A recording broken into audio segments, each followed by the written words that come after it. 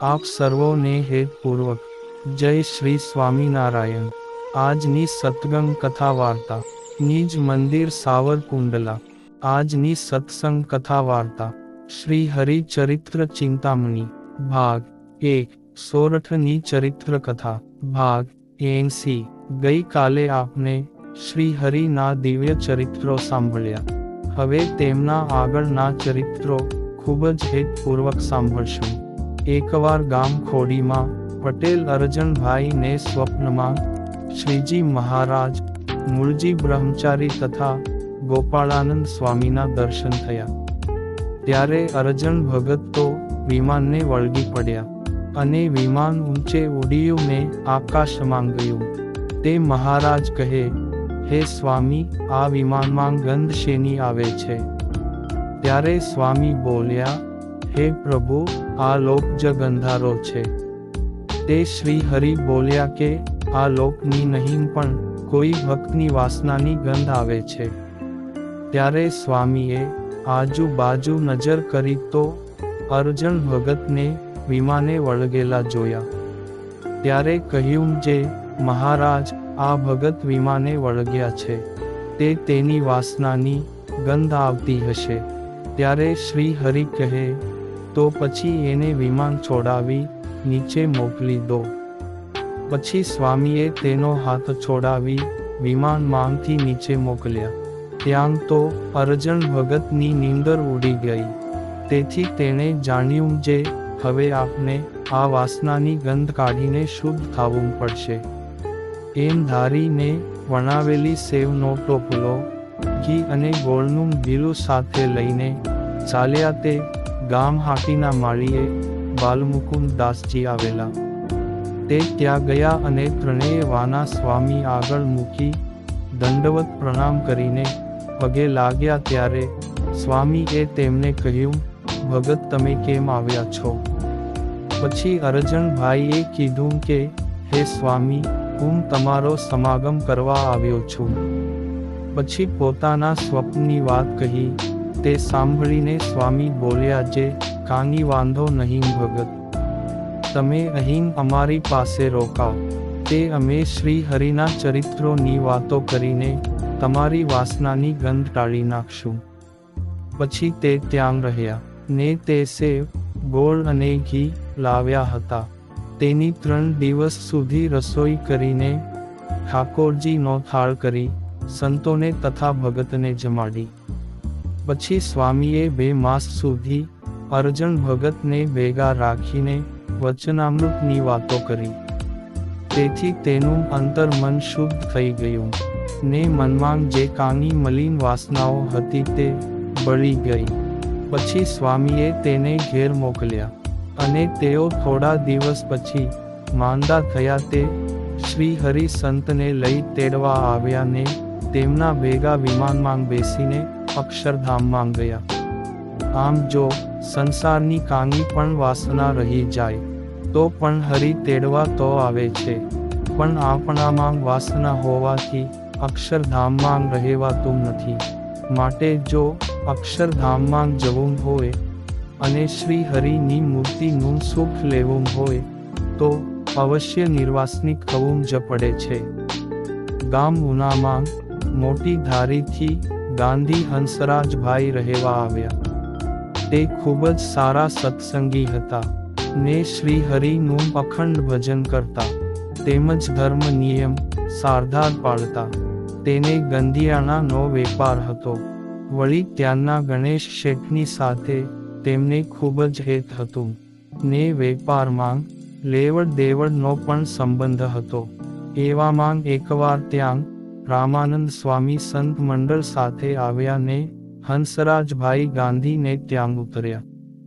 પછી તેમને રસોઈ કરાવીને ઠાકોરજીને તથા સંતોને જમાડ્યા।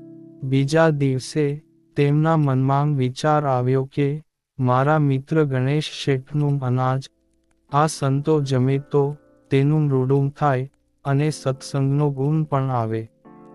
એમ વિચારીને તેમણે શેઠને વાત કરી, જે અમારા સાધુ તમારે ઘેર ભિક્ષા કરવા આવે તો તમને કાંઈ વાંધો ખરો? ત્યારે તે બોલ્યા કે નારે ભાઈ, મને તો કંઈ વાંધો નથી. સંતો ભિક્ષા કરવા આવતા હોય તો હું રાજી જ છું. પછી હંસરાજભાઈ ગાંધીએ સ્વામીને કહ્યું, હે સ્વામી, આજ તમે ગણેશ શેઠના ઘેરે સાધુને ભિક્ષા લેવા મોકલજો. તે શ્રાવક શેઠ છે, વળી સમાજમાં મોટા પણ છે. તેમને ત્યાં જે ભિક્ષા કરવા જાય તેને રાંધેલું અનાજ આપે છે.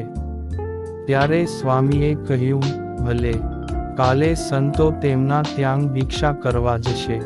ને વળતે દિવસે સ્વામીએ સંતોને કહ્યું કે તમે આજે ગણેશ શેઠને ઘેરે ભિક્ષા કરવા જજો. પછી સાધુ ત્યાં ગયા ને નારાયણ હરે, સચ્ચિદાનંદ પ્રભુ એમ કહીને ભિક્ષા માગી. એ સાંભળી શેઠે જે કાંઈ સીધું સામાન તૈયાર હતું તે તેમની જોડીમાં નાખ્યું. એટલે સંતો મંદિરે આવ્યા ને રસોઈ બનાવી ઠાકોરજીને થાળ કરી, પછી સ્વામીને જમાડી પોતે જમ્યા. અને સાંજે હંસરાજ શેઠ મંદિરે આવ્યા અને સ્વામીની વાતો સાંભળી. પછી સભા પૂરી થઈ ત્યારે તેમને કહ્યું કે હે સ્વામી, ગણેશ શેઠનું કહેવું એમ છે કે મેં સીધું સામાન તો આપ્યું, પણ સંતો મારી ઘરે આવીને જમે તો મને વધારે આનંદ થાય.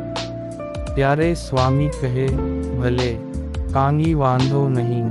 તેમને કહેજો કાલે અમે ઠાકોરજીને લઈ તેમને ત્યાં આવશું ને રસોઈ બનાવીને જમશું. પછી વળતે દિવસે સ્વામી સંતો તથા હંસરાજ શેઠ ગણેશ શેઠને ત્યાં જમવા ગયા.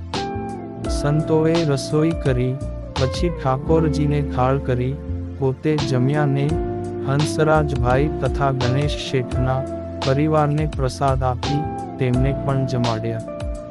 આમ થોડા દિવસ ગણેશ શેઠનું ઠાકોરજી અને સંતો જમ્યા તેને સત્સંગનો ગુણ આવ્યો. પછી મંદિરે આવીને કથા વાર્તા પણ સાંભળતા. સ્વામીએ એક દિવસ તેમને વર્તમાન ધરાવી કંઠી બાંધી સત્સંગી કર્યા ને પછી તો ત્યાં ઘણા શેઠિયાઓ, વર્ધમાન શેઠ, દેવજી શેઠ, પ્રેમજી શેઠ તથા વલ્લભજી શેઠને સોમચંદ ગાંધી વગેરે પણ સત્સંગી થયા. એક વખત તે સૌ સાંજે કથા વાર્તા સાંભળવા આવ્યા ત્યારે રાઘવાનંદ સ્વામીએ તેમને પૂછ્યું, જે તમે સત્સંગી તો થયા છો તે શિખા કેમ રાખતા નથી? ત્યારે શેઠિયાઓ કહે કે અમારા ધર્મમાં શિખા રાખવાનો ધારો નથી. પછી સ્વામીએ કહ્યું કે હવે તો તમે સ્વામિનારાયણ ભગવાનના સત્સંગી થયા માટે અવશ્ય શિખા રાખજો. પછી સૌ શેઠિયા શિખા રાખવા લાગ્યા. તેમાં વળી ગણેશ શેઠ તો પૂર્વના સંસ્કારી જીવ હતા અને ભગવાનના ખપવાળા પણ હતા. તેથી સ્વામીની વાતો સાંભળવાથી શ્રીજી મહારાજના સ્વરૂપનો પાકો નિશ્ચય થયો. તે એકવાર સંઘ લઈને ગઢડા દર્શને ગયા.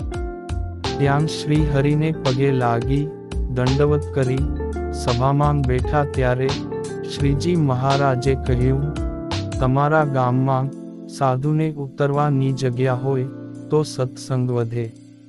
ત્યારે શેઠે કહ્યું, હા મહારાજ, જગ્યા તો છે. પછી શ્રીજી મહારાજ કહે કે તમારા ઘરની થડમાં હોય તો વધારે સારું. ત્યારે શેઠે કહ્યું કે મારી હવેલીની બાજુમાં જગ્યા ખાલી છે ને તે મારી માલિકીની છે, માટે તે હું સાધુઓ માટે આપને અર્પણ કરું છું. પછી શ્રી હરિએ તેમને એક લાલજીની મૂર્તિ અને શાલિગ્રામ આપ્યા ને કહ્યું, જે અમે જ્યારે વનમાં ફરતા હતા તે વરની વેશે આ ઠાકોરજીની ખૂબ જ સેવા કરી છે. એક વખત તો શાલિગ્રામ ખૂબ જ તરસ્યા થયા હતા ત્યારે તેમને ખૂબ જ ઝાઝું પાણી પીધું હતું.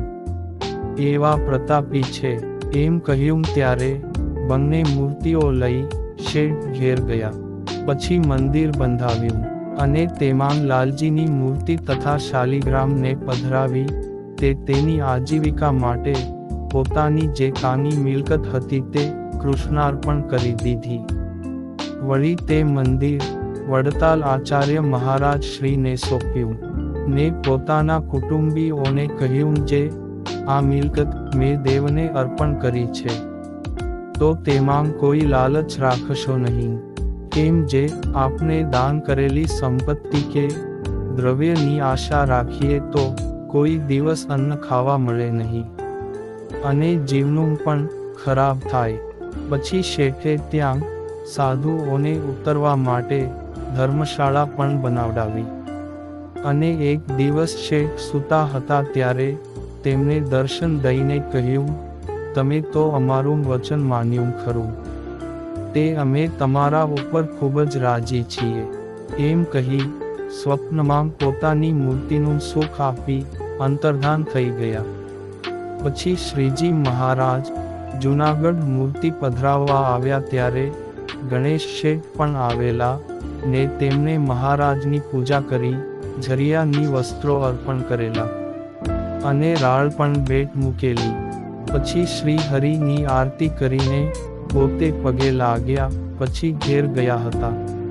ત્યારથી તે શેઠને શ્રીજી મહારાજની લીલાઓ સાંભળવી ખૂબ જ ગમતી ને પોતાને સર્વોપરી ઉપાસના પણ થઈ હતી. તે કથા વાર્તા સિવાય બીજી કોઈ ગ્રામ્ય વાર્તામાં પોતે બેસતા પણ નહીં અને કુસંગીતો દીઠ્યા પણ ગમતા નહીં. પોતાને મન સાધુઓને સત્સંગીઓ ખૂબ જ ગમતા. વળી એક વખત ગણેશ શેઠ શ્રી હરિના દર્શને ગઢપુર ગયા ત્યારે ત્યાં ગોપાળાનંદ સ્વામી હતા. તેમણે શ્રી હરિને વિનંતી કરી કે, હે પ્રભુ, આ ગણેશ શેઠને કોઈ સંતાન નથી, તો તમે કૃપા કરી તેમને પુત્ર પ્રાપ્તિ કરાવો. ત્યારે શ્રી હરિએ શેઠને પૂછ્યું કે, હે શેઠ, તમારે મરી જાય એવો કે કાયમ માટે રહે તેવો પુત્ર જોઈએ છે? ત્યારે ગણેશ શેઠ બોલ્યા, હે પ્રભુ, મરી જાય તેવો પુત્ર શા માટે માગો? તમે તો કાયમ રહે તેવો પુત્ર મને આપો. પછી શ્રી હરિએ કહ્યું, અમે જે તમને પ્રસાદીના લાલજી આપ્યા છે એને તમે પુત્ર માંગજો. ત્યારે ગણેશ શેઠ ખૂબ જ રાજી થયા. પછી 2 દિવસ રોકાઈને ઉના ગયા. ત્યાં જઈ તેમને લાલજીને પોતાના પુત્ર માની પોતાની પેઢીનું નામ પણ તેમના નામથી એટલે કે લાલજી ગણેશની પેઢી એવું રાખ્યું ને પોતાની જે કાંઈ વારસાઈ હતી તે પણ તેને નામે કરીને પછી પોતે તો સત્સંગ કરતા રહ્યા. વળી તેમનો અંતકાળ આવ્યો ત્યારે શ્રી હરિએ દર્શન દઈને કીધું, કાલે અમે તમને તેડી જઈશું. ત્યારે ગણેશ શેઠે પોતાના સૌ સગા અને સત્સંગીઓને ભલામણ કરી કે તમે સત્સંગ રાખજો અને શ્રી હરિની પ્રગટ ભાવે ઉપાસના કરજો, ધર્મ નિયમ પાળજો, તો આ લોકમાં પણ સુખ મળશે અને દેહના અંતે સૌ શ્રી હરિના ધામ માંગ ભેગા બેસી શ્રી હરિની મૂર્તિનું સુખ લઈશું. બીજા દિવસે શ્રી હરિએ તેમને દર્શન દીધા ત્યારે તેમણે સૌને જય સ્વામિનારાયણ કહી દેહ મેલીને શ્રી હરિના પરમધામમાં ગયા હતા. ગામ દીવમાં શેઠ પ્રેમચંદની દીકરી પ્રેમબાઈને સત્સંગ સારો થયો ને શ્રીજી મહારાજને વિશે ખૂબ જ હેત પણ થયું. તેથી રાત દિવસ ભજન કર્યા કરે અને પોતાને દ્રઢ નિષ્કામ વ્રત પાળવાનો આગ્રહ હતો. તે મહારાજની મૂર્તિ અખંડ સામે દેખાય તેવો અભ્યાસ કરતા ને સંસારના સુખ તો કડવા ઝેર જેવા લાગતા. પોતે સાંખ્ય યોગ પાડતા ને પુરુષોને સડેલા કૂતરા જેવા દેખતા. વળી દિવસ રાત્રે શ્રી હરિના ચરિત્રોની વાતો જ કરતા રહેતા. તે એક વખત તેમને ત્યાં એક વૈરાગી શ્રીહરિ જેવું રૂપ ધારણ કરીને આવ્યો ને કહ્યું કે હું સહજાનંદ છું, તે મારે અહીં થોડા દિવસ રોકાવું છે. તે બાઈએ તેને ત્યાં રાખ્યો. પછી તેણે બાઈને ધર્મ માંગથી ભ્રષ્ટ કરવાની ઘણી કોશિશ કરી પણ પોતે તો શ્રી હરિ માંગ નિષ્ઠાવાળાને બ્રહ્મચર્ય વ્રતધારી હતા. તે તેનાથી છેતરાયા નહીં. વળી તે વાત શ્રી હરિએ ગઢપુરમાં અંતર્યામીપણે જાણી. તેથી તેમની રક્ષા માટે ભીમડાભી તથા સોમલા ખાચરને દીવબંદર મોકલ્યા ને કહ્યું કે અમારું નામ લઈને કોઈ વૈરાગી પ્રેમબાઈની ઘરે રહે છે, તેને તમે કાઢી મેલજો.